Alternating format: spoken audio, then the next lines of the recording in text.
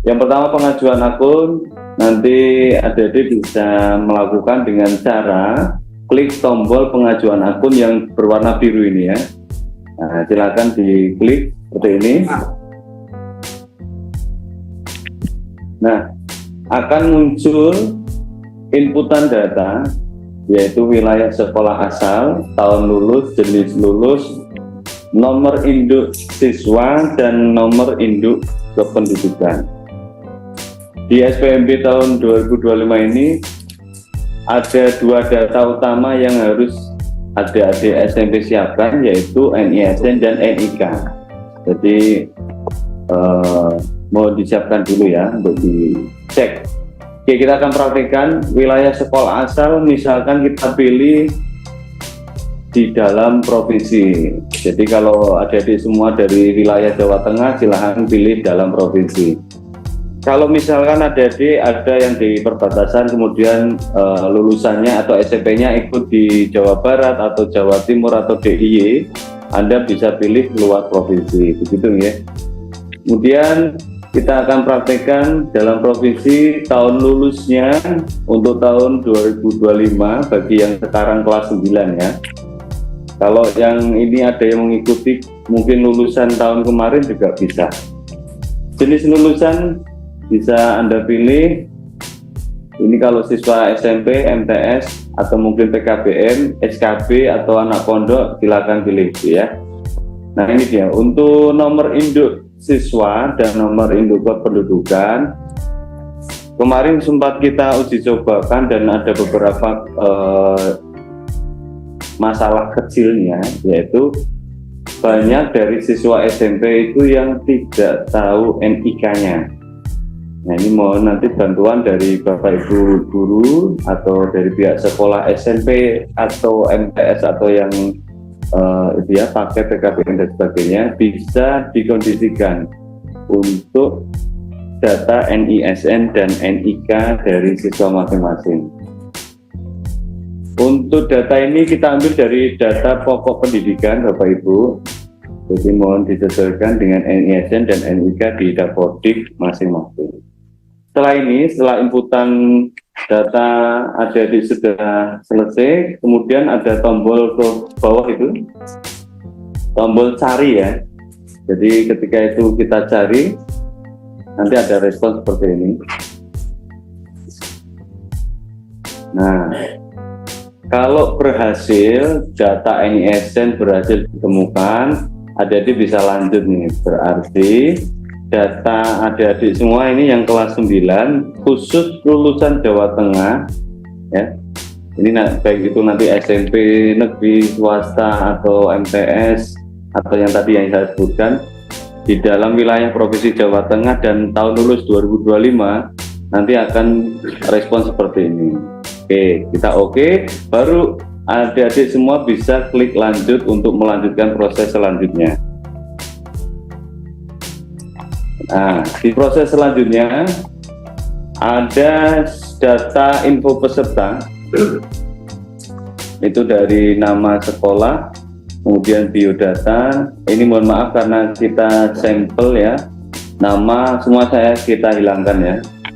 Kemudian nanti ada jenis kelamin, kemudian tempat lahir, tanggal lahir, itu semuanya otomatis sesuai dengan data Dapodik.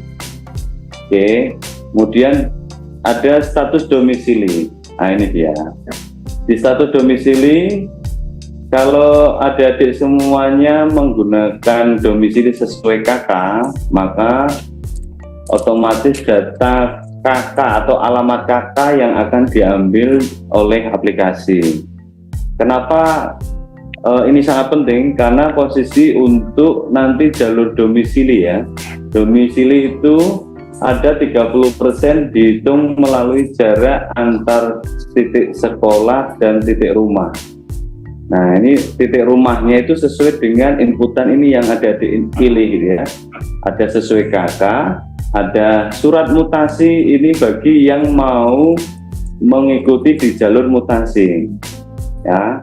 Kemudian untuk domisili pondok itu ada yang sekarang posisi mondok begitu ya. Jadi di pondok nanti pakai data emis, jadi titiknya nanti pakai titik pondoknya. Kemudian yang terakhir dari anak-anak panti asuhan atau adik-adik dari panti asuhan juga nanti titiknya itu dari panti asuhan. Kita kali ini contohkan ya untuk sesuai KK. Jadi status sesuai KK, kemudian alamat siswa sesuai domisilinya seperti ini. Ya, nanti ada provinsi, kecamatan, kabupaten, kecamatan, kelurahan, bahkan RT RW ya. Kemudian akan muncul peta. Nah ini dia. Ada warna hijau di peta, itu adalah warna batas kelurahannya dari siswa tersebut. Nah, apa yang harus kita lakukan atau adik-adik lakukan yaitu pastikan titik yang warna biru itu ya, itu bisa dipindah ya. Nah, itu titik itu bisa dipindah. Nah, kita perbesar dulu. Nah, ini bisa perbesar. Titik itu bisa kita pindah sesuai dengan rumah dari adik-adik semua. Tetapi hanya dalam wilayah kelurahan, dalam satu kelurahan. Jadi sudah dibatasin ya, adik-adik nggak bisa tuh pilih di luar hijau-hijau, jadi nggak bisa. Mungkin bisa diperjelas pakai satelit mas ya, kita coba untuk view satelit untuk mempermudah. Nah itu bisa diperbesar, jadi bisa lihat atap rumah masing-masing tuh. Nah ini kira-kira di mana rumahmu, Anda tinggal klik saja. Pastikan titik ini sesuai dengan rumah dari adik-adik semua. Kalau ini wilayah kampung harusnya kan taruh ya, karena kelurahan ya, kalau satu kelurahan jadi harusnya lebih mudah untuk mencari posisi rumahnya. Nah ketika ada perubahan titik, bisa diperhatikan di bagian bawah itu ada koordinat alamat. Itu akan berubah ketika adik-adik merubah posisi titik koordinat itu ya.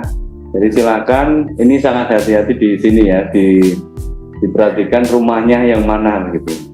Oke, lanjut ke bawah. Setelah kita titik peta dengan benar, baru kita ke bawah ada info domisili. Silahkan di situ tanggal dikeluarkan kartu KK. Nah ini minta tolong nanti dari orang tua ya, bisa dicek KK-nya atau cetak KK-nya itu tanggal berapa ya. Nanti untuk regulasinya kita akan bahas setelah ini ya. Tapi untuk tanggal cetak KK silakan sesuaikan dengan KK-nya yang Anda punya ya, itu bisa diganti dari tahun, tanggal dan bulannya ya. Itu misalkan kita pilih tahun 2020 mas, coba kita geser. Nah ini tahunnya bisa dipilih ya. Nah, jadi bulan, tahun, tanggalnya bisa dipilih sesuai itu ya. Kemudian nomor WA silakan Anda pilih atau masukkan nomor WA yang aktif tentunya, jadi yang bisa dihubungi. Kemudian email juga yang aktif. Oke, di info domisili seperti ini, ada inputan nomor WA, tanggal cetak, dan email. Kemudian kita lanjutkan isian nilai raport. Nah, ini yang paling penting juga, adik-adik di fase besok uji coba, silakan cek berapa rata-rata dari 7 mapel ini dan 5 semester.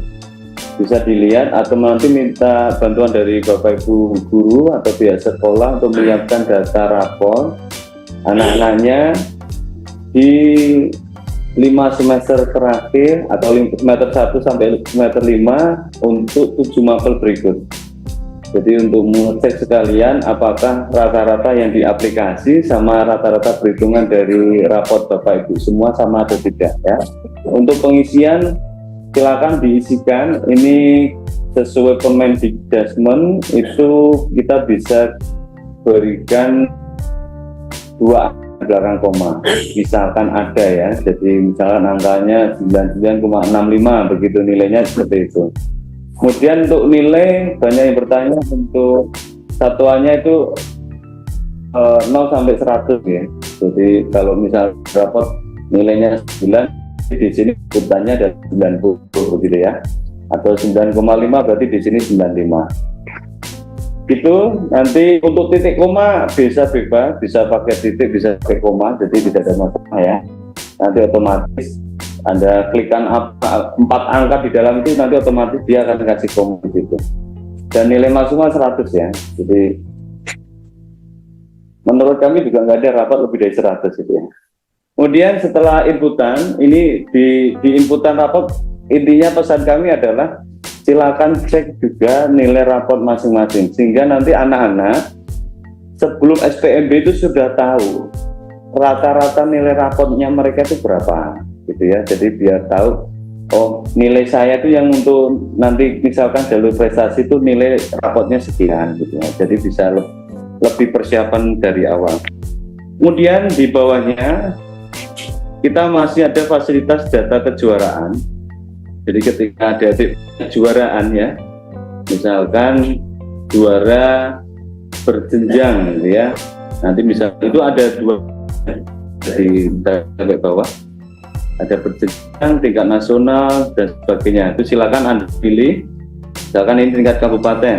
Kemudian setelah Anda pilih akan muncul nama kejuaraan. Anda ketikkan saja di situ lomba atau ya misalkan lomba voli, nomor piagam kan biar di kejuaraan ada piagam. Nah, nomor piagam ditulis di situ. Kemudian sebelah kanannya tanggal sertifikat. Nah, sesuai tanggalnya. Oke. Oh, belum begini Pak. Ya. Nah, nanti akan muncul umur piagamnya. Berarti piagam ini dapat 12 bulan. Kemudian otomatis di bagian bawah ada nilai prestasi. Ya, itu di atas dulu Mas. Nah, ini ada nilai prestasi 2,25. Nah, ini gambarannya ya. Jadi ketika dia pilih juara mana, ketika punya juara apa, nanti nilai prestasinya sudah terlihat di sana. Ya, nanti karena ini berhubung regulasi belum final, angka-angka tersebut yang ada di sini mungkin bisa berubah ya. Nanti disesuaikan dengan regulasi yang kita sudah selesai kita publish begitu. Karena saat ini belum. Ini bisa sebagai acuan dulu ya. Tapi bisa saja berubah nunggu dari regulasi begitu ya.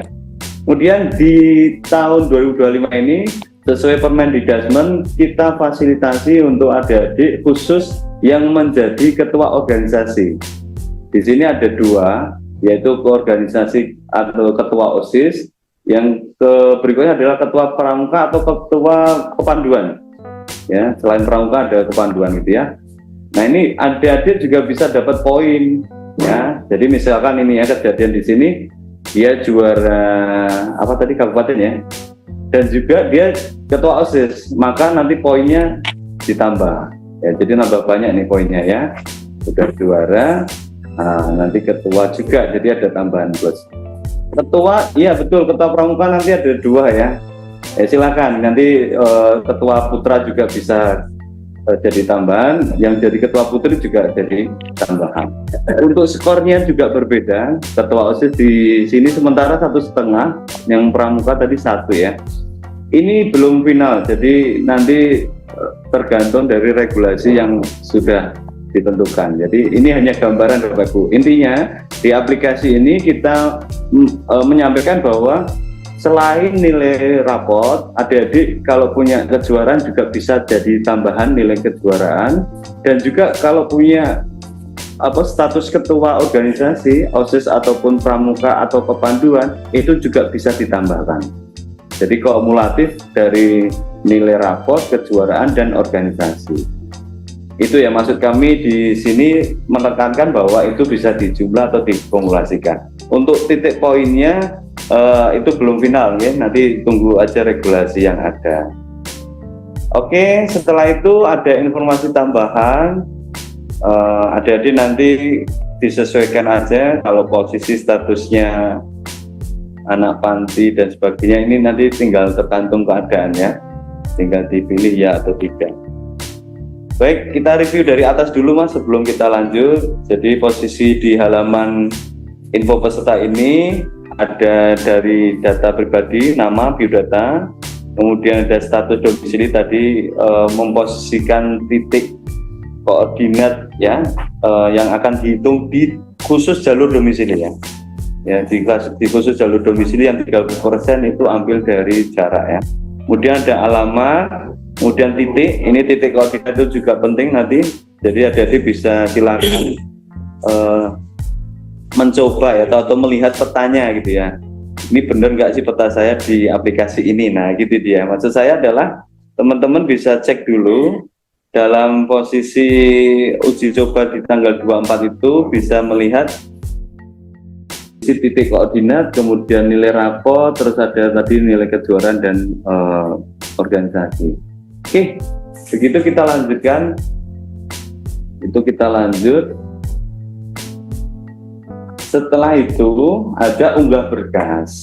Nah, jadi ini juga untuk persiapan ya, untuk persiapan adik-adik semua. Apa yang harus diunggah? Yang pertama, yang wajib itu yang 3 di atas itu ya, itu wajib ya. Yang pertama adalah surat pernyataan kebenaran. Nah, ini silakan disiapkan dulu. Contohnya biasanya ada ya, nanti di juknis kami ada ya. Kemudian di scan dijadiin file dokumen PDF ya, untuk ukuran maksimal 1 MB. Nah, ini bisa disiapkan jauh-jauh hari ya. Jadi untuk ukurannya maksimal 1 MB. Nanti minta bantuan dari orang kakak ataupun dari pihak sekolah ya untuk menyiapkan dokumen-dokumen ini. Kemudian yang kedua yang wajib kakak. Nah, silakan scan kakaknya di PDF. Kemudian sama ukurannya adalah 1 MB. Yang ketiga yang wajib lagi adalah surat keterangan nilai rapor. Nah, ini yang mengeluarkan adalah pihak sekolah ya. Jadi surat keterangan nilai rapornya yang berisi tadi yang sesuai nilai inputan nilai rapor. Sama, itu juga 1 MB. Nah, yang di bawah itu adalah karena tadi siswa yang contohkan punya nilai kejuaraan, maka wajib mengupload bukti kejuaraannya atau piagamnya. Nanti juga ada satu tambahan lagi, ini belum kita eksekusi, untuk bukti organisasi. Jadi yang di ketua OSIS ya nanti harus tampilkan SK dari sekolah bahwa dia itu ketua OSIS ataupun ketua pramuka atau kepanduan. Begitu ya. Jadi kurang lebih ada 3 aputan wajib yang atas, dan yang tambahan itu yang di bawah itu kalau dia punya ya kejuaraan atau yang ketua OSIS. Oke, kita lanjutkan. Kalau sudah semua dipastikan warna hijau ya. Setelah mengupload kok warnanya tidak hijau, berarti mungkin ada kesalahan. Mungkin ukuran ya, atau jenis formatnya. Jadi ingat, format yang di aplikasi SPMB tahun 2025 adalah PDF atau dokumen PDF, bukan gambar. Ini yang mungkin perlu diperhatikan. Setelah itu ada konfirmasi data. Jadi sebelum kita tutup pengajuan, jadi bisa lihat konfirmasi data dulu. Silakan dicek dulu dari mulai NIN, sekolah asal, jenis lulusan, lulus, kemudian data sekolah, nama lengkapnya, laki-laki, jenis kelamin, tanggal lahir dan sebagainya, sampai nilai kejuaraan juga. Kemudian ada umur, organisasi kalau punya tadi, isian rapor, ada tambahan sudah sampai terakhir. Nah, ini ada konfirmasi ya. Saya yang tercantum di atas menyatakan, jadi ada konfirmasi dari aplikasi ini bahwa kalau ada adik klik setuju, maka adik-adik secara legal formal sudah menyatakan bahwa data ini benar, gitu ya.